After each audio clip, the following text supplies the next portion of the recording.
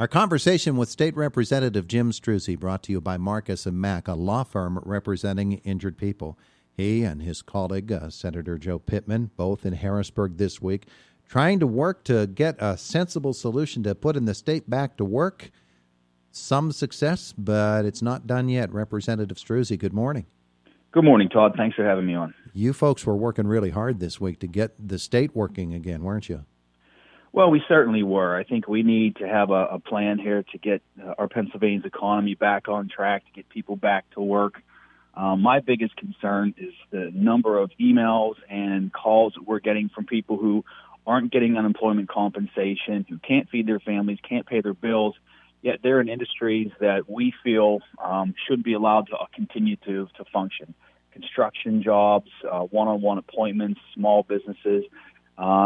When the governor rolled out his plan to shut down, pretty much every industry that he considered non-life sustaining, it really didn't make any rhyme or reason as to some of the decisions that were made. So this week in Harrisburg, as you said, myself and Senator Pittman and our colleagues, the House on Tuesday, the Senate on Wednesday, passed Senate Bill 613, which essentially would require the governor to rethink what he deems life-sustaining based on the essential critical infrastructure workforce advisory list that Homeland Security developed.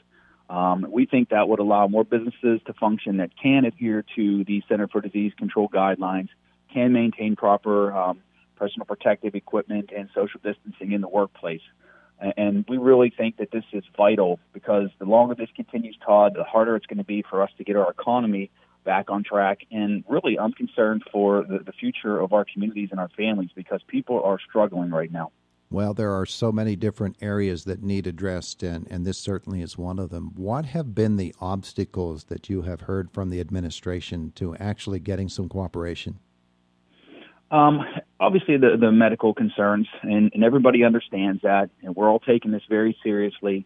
And I don't want to, by pushing Bill 13 or Senate Bill 613, I don't want people to think that we're not taking this health crisis very seriously. But we think, and a number of experts feel, and obviously Homeland Security, that these businesses that can function by still properly maintaining guidelines established by the CDC can function. And I think their argument is that everything needs to be shut down, which we don't agree with. And part of the problem, Todd, really is the governor and his administration have not consulted with the legislature on any of these decisions. They roll them out without any advance notice. They don't ask for our feedback, our input, and really that's not the way it should work. We should be working hand-in-hand with the governor's office, our leadership, to make these decisions so that they're best for all of Pennsylvania. And right now, this crisis isn't the same here in Indiana as it is in Philadelphia or in some of those other areas where, they have a lot more cases. And I understand that. We're asking for a common sense approach. A lot of our businesses here they don't understand why they can't function. And a lot of them really, when you think about it, should be considered life-sustaining. I think every business that provides a livelihood for someone should be considered essential. And yet you have businesses that are shut down at the same time as another business who was granted a waiver or was on the original list or functioning, right across the other side of town. And that doesn't make a lot of sense. So we're trying to get the governor and his administration to use a little common sense, follow these guidelines that were established by the Department of Homeland Security, and allow some businesses that can safely operate to reopen. Have you been surprised that the Supreme Court has backed the governor when the Constitution very clearly says, the Pennsylvania Constitution says, it's the legislature's duty when it comes to business shutdowns? Trying to navigate around the political aspects of this, Todd, I would say there are reasons the Supreme Court is backing the governor, and I understand that. And it's unfortunate. I think we're going to continue to push this. I don't believe that the governor has vetoed the bill yet, but I've heard that he would consider it. I've heard that he is going to veto it. And if that's the case, we're going to continue to push. We'll be back in Harrisburg on Monday, and we have a number of other bills that we're going to continue to try to move forward to get the governor to realize that Pennsylvania wants to go back to work, that people want to be able to provide for their families. They need to put food on the table for their kids. Everybody's home right now. these are really challenging times, and I'm really worried about the long-term mental health effects. There's domestic violence, child abuse, all those sorts of things come into play when people suffer the type of stress that we're having right now. So all of these things need to be considered, and I think that needs to be part of the conversation. We're hoping that the governor will realize that, a number of people want him to reopen businesses that can safely reopen. You mentioned construction, and that is certainly an issue, and many people are talking about that. Many are talking as well about car dealerships and the opportunity to sell vehicles. People need vehicles. Other states are demonstrating very clearly that even on-site, on-lot sales can be done safely, but certainly internet sales can be, but the governor's not allowing that either. No, he isn't, and we really don't understand the common sense behind that. I hear from a lot of my colleagues who have districts on counties that border other states, and Pennsylvanians are leaving Pennsylvania to go to other states to buy vehicles now. They're leaving Pennsylvania so they can do construction work because they're allowed in other states.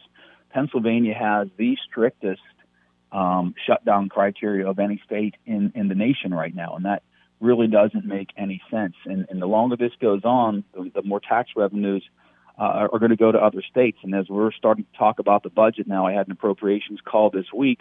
We're looking at potentially $3 to $4 billion in revenue shortfalls than what we anticipated because of this crisis. And the longer we continue to push business out of Pennsylvania, the deeper that deficit is going to grow. So we have a number of bills. There's a bill specifically related to car dealerships that I co-sponsored, Todd, that allows exactly what you just said. And I think any sales-related business that can function by an appointment or online sales or curb service should be allowed to function.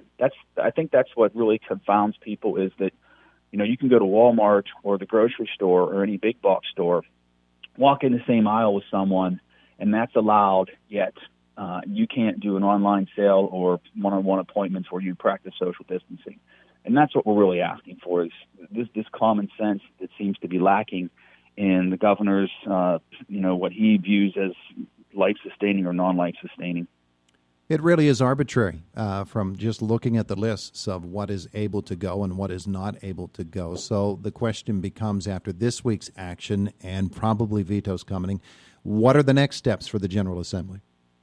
Well, we're going to continue to try and convince the governor that, he needs to be a little more flexible to work better with the General Assembly on these decisions. Start to reopen things. We need a plan. And the governor really hasn't demonstrated a plan. We're trying to put forth a plan, take steps to move forward. There is a light at the end of the tunnel, but we have to start moving toward it. I think you're seeing the cases start to level off, not downplaying that this is still the greatest health crisis of our generation.